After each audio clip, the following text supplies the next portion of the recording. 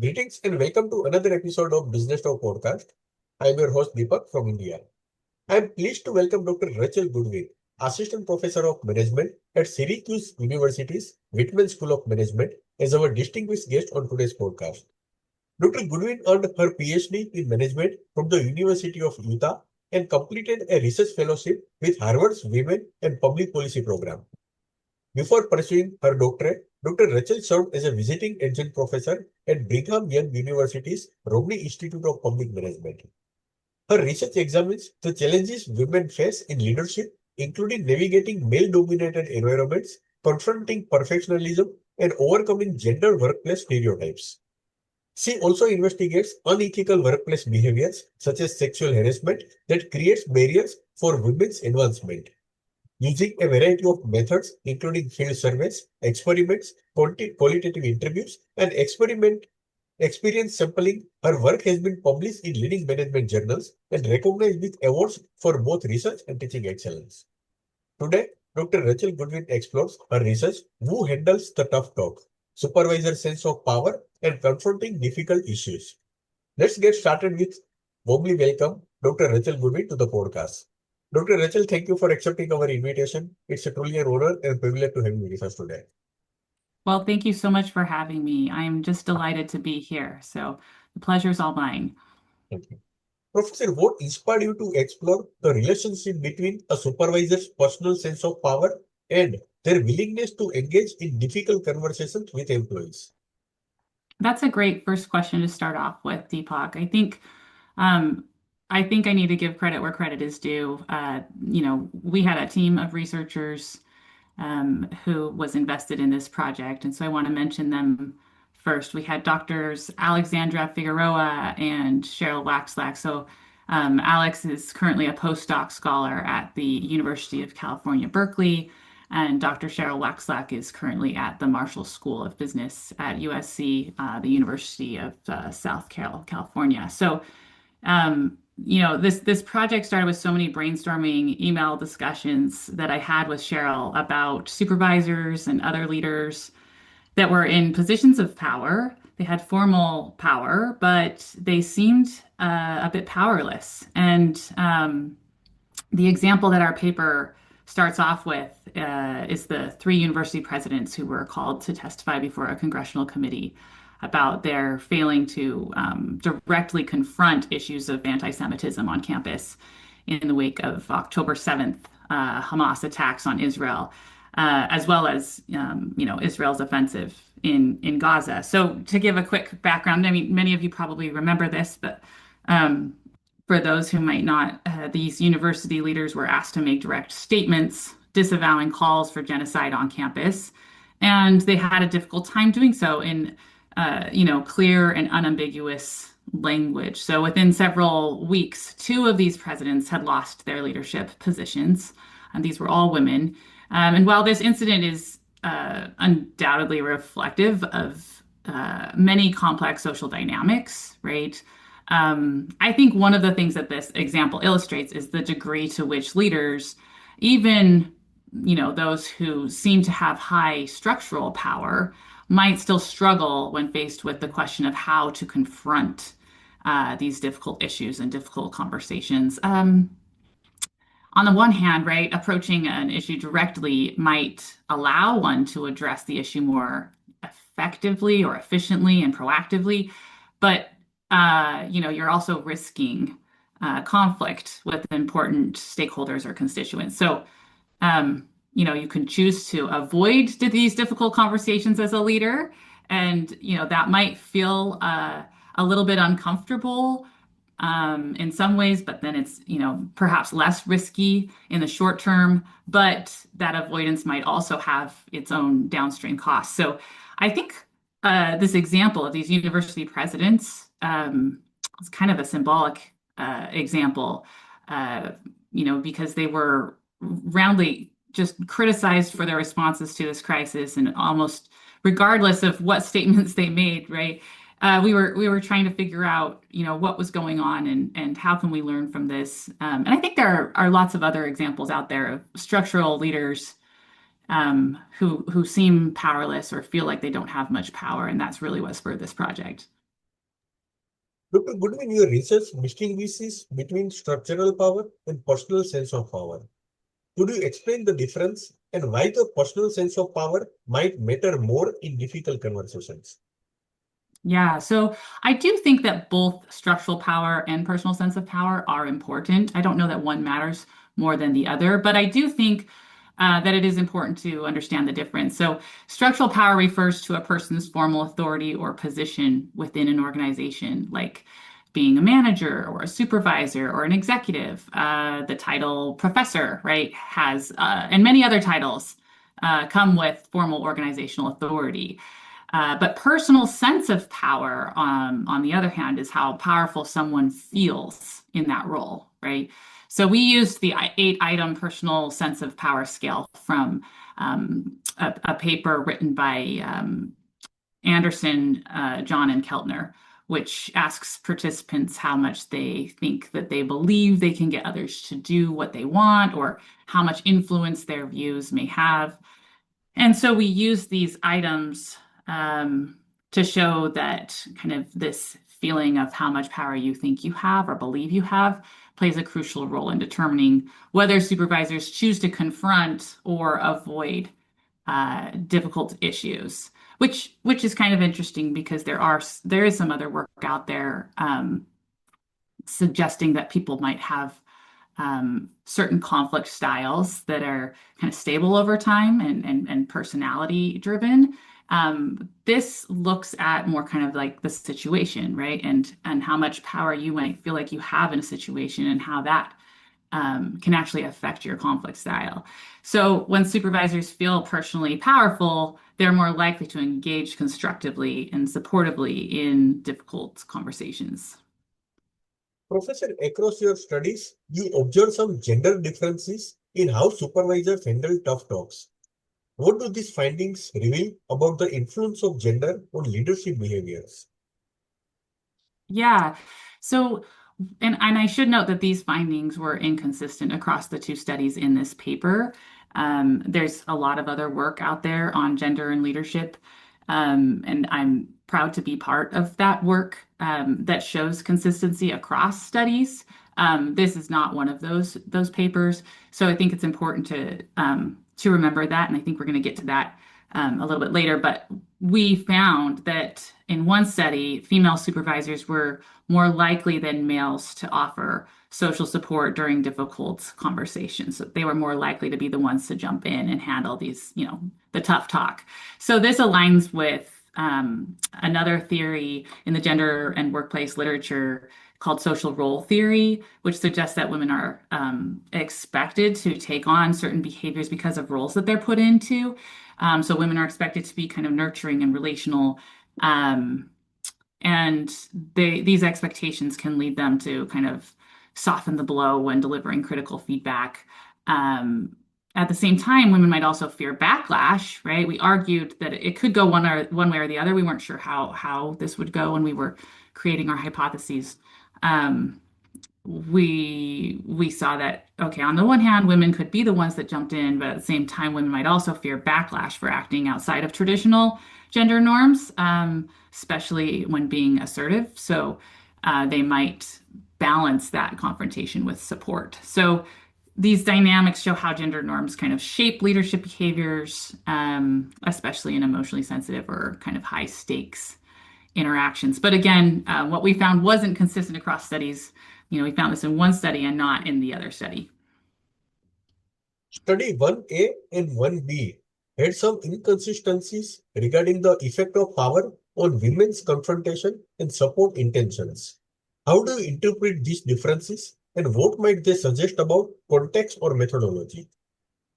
Yeah, I mean, I think I definitely um, subscribe to this idea that a lot of gender findings in workplace literature and in other um, areas of study are context driven. Not all of them, of course. There are definitely biological differences between men and women, but when you control for a lot of the noise in the environment, sometimes gender differences can go away. So I think the inconsistencies likely reflect kind of the contextual sensitivity of gender and power effects. Oftentimes, gender effects tend to be smaller effects. One possible explanation is that even external events, external uncertainty in the environment that was going on between the two studies may have influenced the outcomes. We were collecting data a couple years apart, and there was definitely some political noise. There could also be differences in the samples. So I think more research definitely needs to be done to unpack why there were inconsistencies in these two studies, and I would be very hesitant to claim that we have found a clear gender difference in the way that supervisors handle difficult conversations.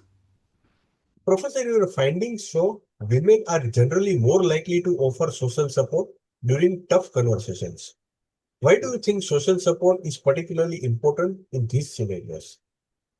Yeah. So again, I mean, I don't know that we can say that women are generally more likely to offer social support during tough conversations, but we did show in one study that women were more likely to offer social support during kind of handling these difficult conversations. And it could also depend on the type of the difficult conversation at hand, right? We used two different um, types of difficult conversations in this research, and that could have also made a difference, just like certain tasks in team research looking at gender effects might also give you different outcomes. So I think you know, but if we're working with the assumption that the gender findings that we found in one study but not the other might hold in future studies, then you could argue that social support during confrontation can help preserve relationships and kind of reduce defensiveness and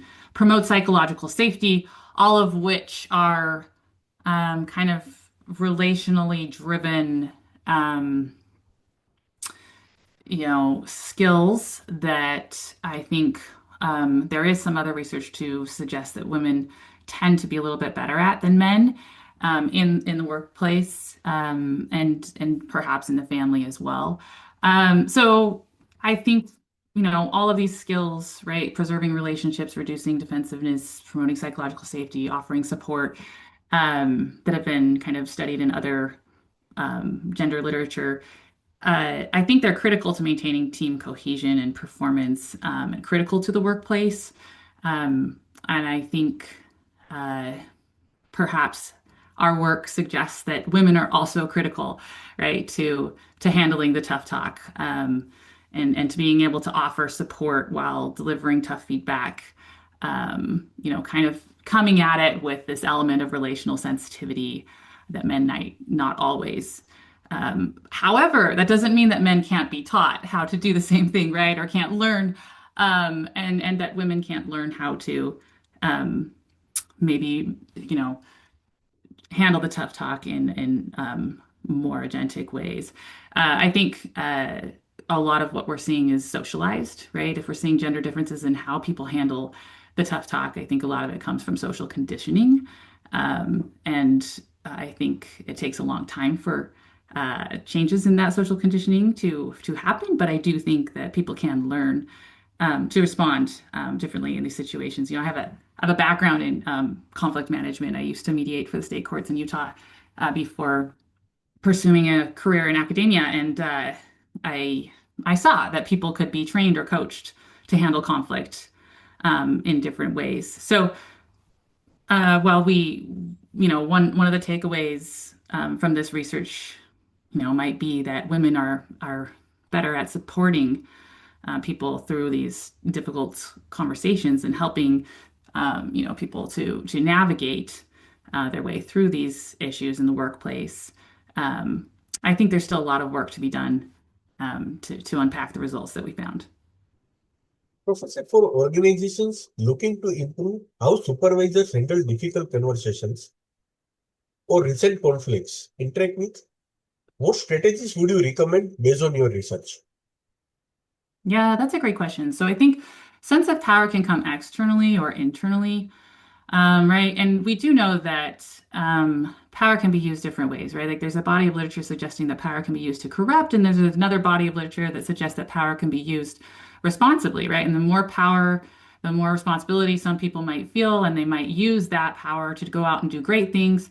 On the other hand, some people might use power in ways that are Machiavellian and to, abuse. And so I think.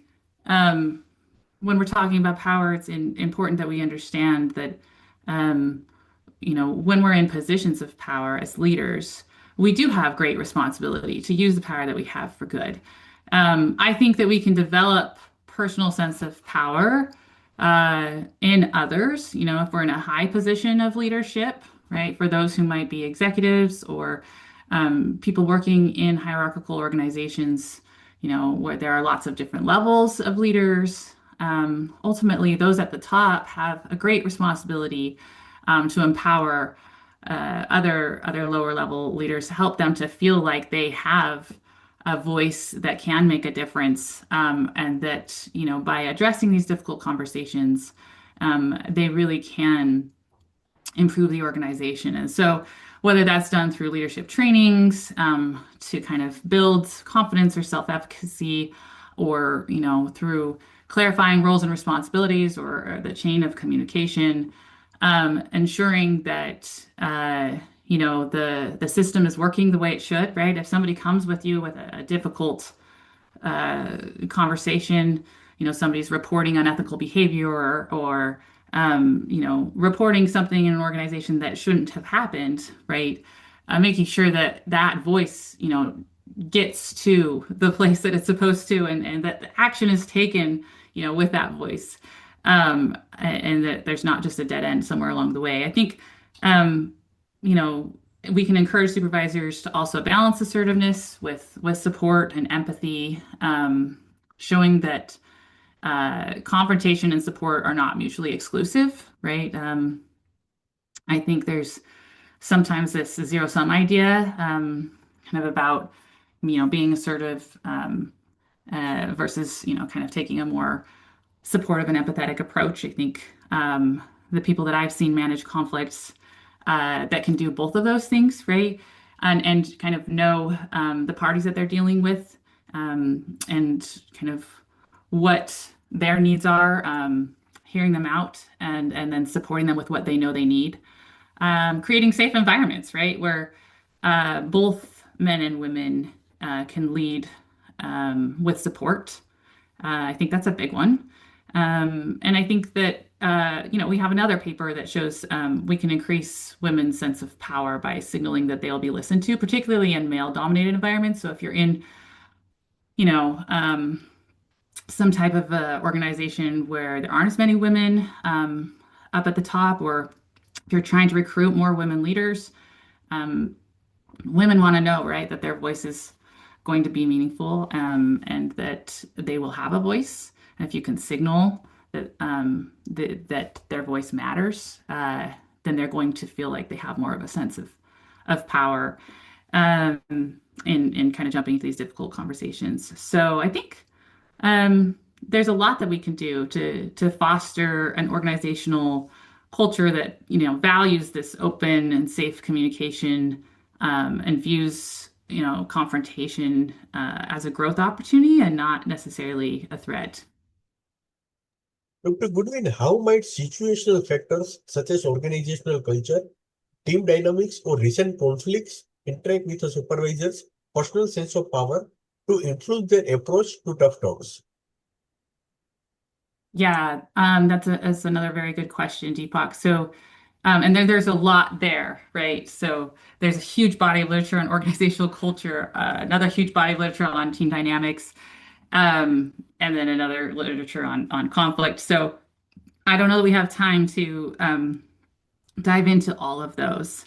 Um, but I think that all of these factors can either amplify or diminish a supervisor's sense of power. So, for example, a culture that rewards openness and constructive feedback and, provides environments where psychological safety is prioritized can bolster, confidence and encourage engagement. It can encourage people to raise their voices when they see something that's wrong and want to kind of engage in those difficult conversations. Um, but if team dynamics are kind of tense, if there's a lot of hierarchy, um, you know, the chain of command stops these kind of difficult conversations that are started, um, kind of come to an end suddenly. A supervisor might feel less empowered, right? Even in a formal leadership role. Or if there's something in the environment all of a sudden undermines the leader and takes away, the power that they thought they had kind of suddenly, that can definitely create problems or people just want to stop trying to have these difficult conversations, right? Because they feel suddenly like the power has been swept out from underneath them. I think we've seen several examples of that in the environment this year. So recent conflicts or crises can certainly increase emotional sensitivity or urgency, and I think those are the times when these conversations are most crucial. And it's difficult to create personal sense of power all of a sudden in those moments, right? I think it's something that we have to be creating all along the way within an organization or within a team. Personal sense of power doesn't exist in a vacuum. It's shaped by the social and organizational environment. Professor, many leaders shy away from addressing uncomfortable issues. How can supervisors cultivate the personal sense of power needed to confront rather than avoid these conversations? Yeah. I mean, I think it's human nature to want to avoid some of these difficult conversations, right? And certainly, some people's personalities might lead them to jump in more than others, right? An extrovert might be more prone to jumping in than an introvert, for example. But I think that encouraging leaders to recognize past successes of people who have jumped in, right, to change, to make a change for the good. I remember my first year, I saw a student doing something that they shouldn't. They were recording another student, and then um, this recording kind of went out to hundreds of students before the class was even over. And I just remember thinking like, oh my goodness, I have got to do something. And I had a student in tears, and I had another student, um, of course, who was defensive. And I didn't want to have that conversation. I didn't want to get involved in the middle. I didn't want to have to report it. It was my first year at a new university. I didn't feel like I had much power per se, but I did have the title of professor, right? Like I had this structural power, but I didn't feel like I had much knowledge or the resources to even know how to go about handling this. And I'm really glad I did. I'm really glad that I addressed it. And, I told my chair, and I told other people in the department, and they directed me to other people at the university level who could help me navigate the situation. And ultimately, what was done, I mean, it took several months, but now we have a policy that's in every syllabus, right? That talks about how, students can't record anyone else in class unless they have permission from the professor. And that wasn't in our syllabi before, and now it is. So I feel like even though it might take a long time to see the impact of these difficult conversations, I think they are worth addressing. And I think the more leaders signal that, these conversations are worth having, the more likely their followers are to follow. So, role modeling and mentorship, I guess, is the short answer. Observing, how confident leaders might navigate the tough talks helps others to do the same. Professor, how does understanding the interplay of power and gender in difficult conversations contribute to the bigger picture of leadership development and organizational effectiveness? Yeah. So I think, again, this is tricky based on what we found because what we found in this study was not consistent, right? In one study, we found clear gender effects in that women were more likely to jump into these difficult conversations and be supported while doing so. While in the other study, we didn't find that. So I think, but again, I think if we're trying to understand this work as kind of foundational for future work to build off of it. I think it's important to understand organizations have a responsibility to design, inclusive and effective leadership models. So recognizing that power is not just structural, but also, psychological. It's not about just putting people in positions of power, right? It's about the responsibility that comes with that power and how we support those leaders. So I think, um, you know, the organizations that really support their leaders and give them the support that they need to feel like they're empowered to do good uh, might explain why some leaders thrive in conflict while others avoid it. So, but again, I think more research needs to be done to unpack this more. So, acknowledging gender-based expectations could potentially allow for more nuanced support, but we don't know, right? Based on this research, I think it's just preliminary, and I think integrating some insights on power and gender in organizations um, is definitely helpful to reduce leadership blind spots and encourage more equitable leadership practices. But I think we also have to be cautious because um, there are more similarities between men and women than differences, and I think sometimes the differences get um, overstated and highlighted a little bit too much. So, Thank you so much, Dr. Rachel Goodwin, for sharing your insight with us today. Your research sheds fascinating light on the role of personal power, gender, and social support in navigating difficult conversations, a topic that is so central to effective leadership but often overlooked. For our listeners, I hope this discussion inspired you to reflect on our own approach to tough talks and to consider how cultivating a sense of personal power and offering support can make these challenging conversations more constructive. Dr. Goodwin, we truly appreciate you taking the time to join us and share your expertise with us. Thank you so much. thank you so much for having me. It's been a pleasure.